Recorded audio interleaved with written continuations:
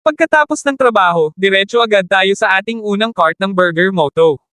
Excited tayo makita kung kumusta na ang takbo ng tindahan, at pagdating natin, ayun. Si ate, ang bago nating crew, abala sa pagluluto ng burger. Bagong pasok pa lang siya, pero kita mo na ang eagerness niyang matuto. Siyempre, hindi natin siya pinabayaan.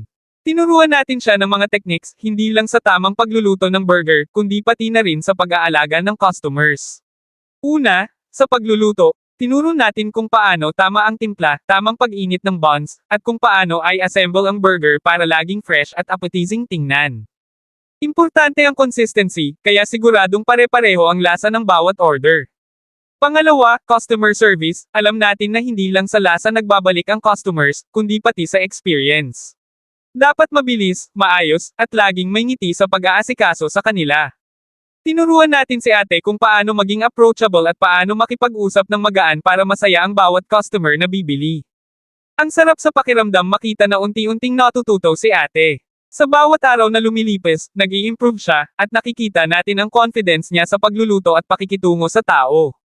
Dito sa Burger Moto, hindi lang basta tindahan ng burger, team tayo. Nagbubuo tayo ng pamilya kung saan nagtutulungan para maibigay ang pinakamahusay na serbisyo at pinakamasarap na burger. Kaya sa susunod na dumaan kayo sa Burger Moto, siguradong may ngiti, sarap, at malasakit sa bawat order. Pagkatapos natin sa unang cart, diretso naman tayo sa pangalawang pwesto ng Burger Moto na matatagpuan sa Bamban Bazaar. Excited tayo makita kung kumusta ang takbo ng tindahan. Pagdating natin, ayun, daming tao, mga suki at nagmemeryenda sa iba't ibang booth dito sa bazaar. Siyempre, hindi pwedeng walang konting kwentuhan. Pero saglit lang, kasi trabaho muna tayo. Paglapit natin sa cart, agad tayong sinalubong ng masayang atmosphere. At siyempre, andito na ang ating mga paboritong suki. Unang bumili si ate mula sa kabilang booth, 2 bikers burger agad ang kinuha niya. Mukhang gutom na gutom si ate, kaya excited siyang tikman ng juicy at flavorful nating burger.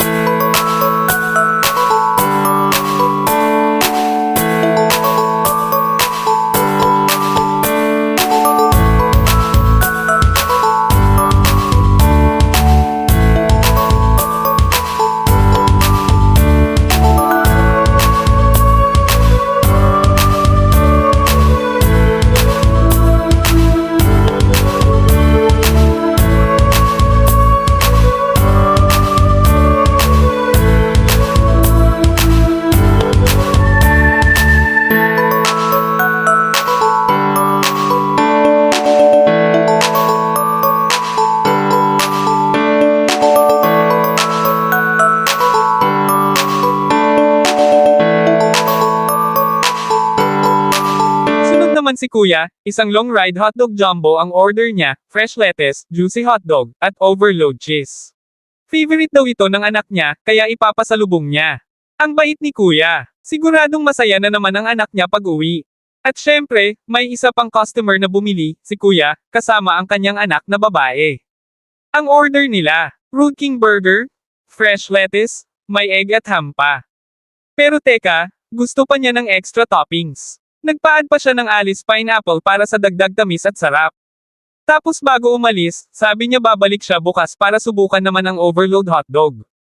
Ang saya makita kung paano nag-e-enjoy ang mga tao sa Burger Moto, mula sa suki natin hanggang sa mga bagong customers na nadadala ng kwento ng iba.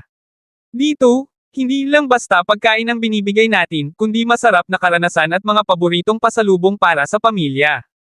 Kaya kung hindi mo pa natitikman, tara na sa Burger Moto sa Bamban Bazaar. Siguradong juicy, cheesy, at sulit sa sarap. Kita-kits bukas para sa panibagong kwentuhan at masarap na burger experience.